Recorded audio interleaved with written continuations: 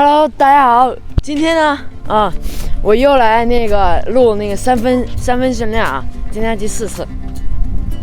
今天的天气不错，但是风超级的大，我不知道今天会不会影响我投球的数量，因为风大，它有可能会把球稍微吹偏一点。然后今天呢，我也是穿了之前我从来没有穿过穿的衣服去录视频啊，这个也是我的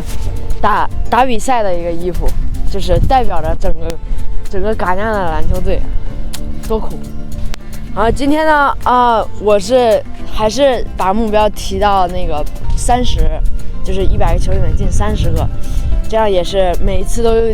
点进步嘛，这样对最后达到50%或更高会有一些帮助，然后去训练嘛。行吧，那我们今天就先到这儿，好，我们准备开始吧。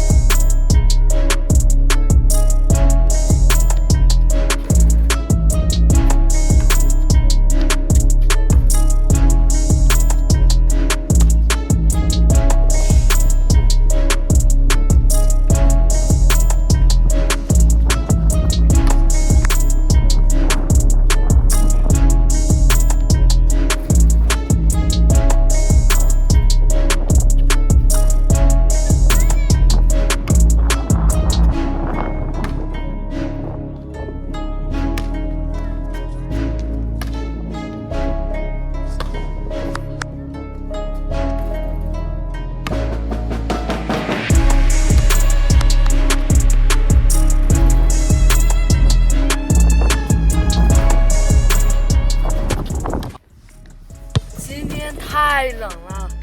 我投篮第1段我已经冻得不行了，然后我现在穿上羽绒服，然后再继续投。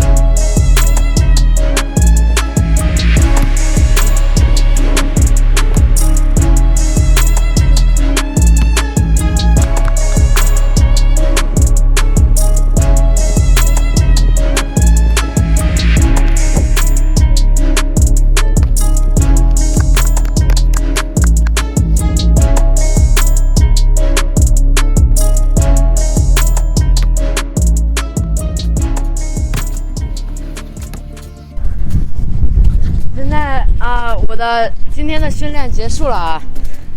啊。今天的结果呢，我还是算是还好了吧，就因为那个今天风很大，然后各种因素，然后我最后也投到了23个，